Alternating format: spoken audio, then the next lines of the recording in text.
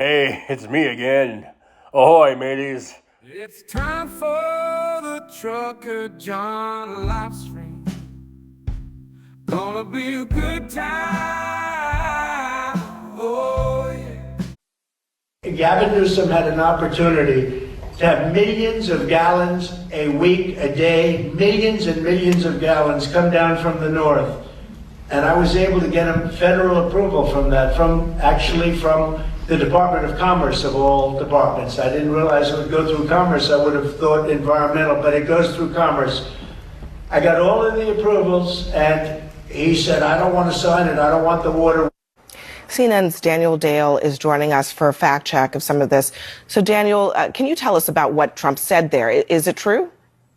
I showed a social media post from the president-elect yesterday to an expert in California water policy, a man named Jeffrey Mount. He said, Abby, none of it is true. So this has just been a staggering quantity of wrongness from the president-elect in a very short period of time. And there have been some small specific examples. Like he keeps saying that Governor Newsom refused to sign a so-called water restoration declaration. In fact, no such declaration even exists, as Newsom's office has pointed out. He also said yesterday that they're not using firefighting planes. We've seen those planes. They're there. So helicopters are dropping water on our ridge right now.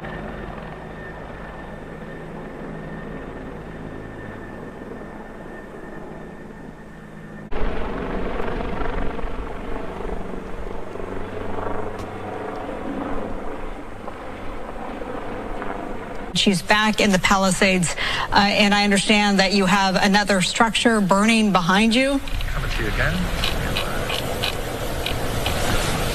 Do we have Chelsea? Okay. In the meantime, that was a nice water drop that we just witnessed. Yeah, people are literally fleeing. People have lost their lives. This guy wanted to politicize it. Stood next to a president of the United States of America today. I was proud to be with Joe Biden, and he had the backs of every single person in this community. On Tuesday, Newsom declared a state of emergency for the fires, and on Wednesday, Biden issued a major disaster declaration facilitating federal assistance in the region. This morning, due to the magnitude of the disaster, I was talking with the governor, and he requested if I could increase the federal funding that was authorized under this legislation from 75% to 90%. We're increasing it to 100% of all the costs to be covered by the federal government for both the fire management assistance grants and the elements of what they call the disaster declaration. So today I'm announcing that the federal government will cover 100% of the cost for 180 days. We are inheriting a difficult situation from the outgoing administration, and they're trying everything they can to make it more difficult.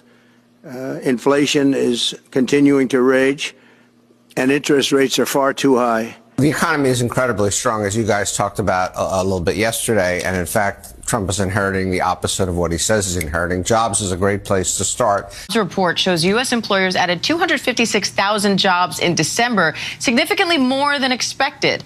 The unemployment rate ticked lower to 4.1%. ABC News business reporter Alexis Christoforous joins me for more on that. Alexis, this is the last jobs report of 2024. So what does it tell us about the economy? Diana tells us that we ended last year with a bang.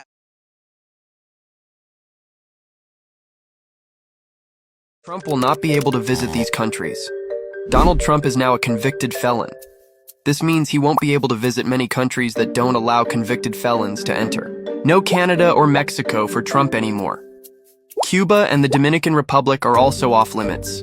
In South America, Trump will not be allowed to enter Argentina, Brazil, Chile, or Peru. Trump can still travel to most African countries, except South Africa, Kenya, Tanzania, Tunisia, Egypt, Morocco, and Ethiopia. People in Great Britain and Ireland won't see Trump visiting either. The same goes for Ukraine, Turkey, Israel, UAE, and Iran. In Asia, Trump will not be allowed to enter India, China, Taiwan, Japan, South Korea, Malaysia, Cambodia, Nepal, Macau, the Philippines, Singapore, Hong Kong, and Indonesia. And last but not least, no Australia or New Zealand. If Trump weren't American and was convicted for the same crimes in another country, he would likely not be allowed to enter the United States.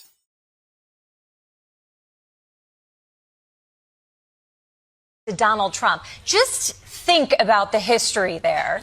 Trump tried to put her in prison, accused him of murder, said he was the secret Muslim founder of ISIS, said she was pretending to be black, ended his entire family dynasty, almost got him murdered, tried to overthrow his presidency, and paid off a porn star behind her back.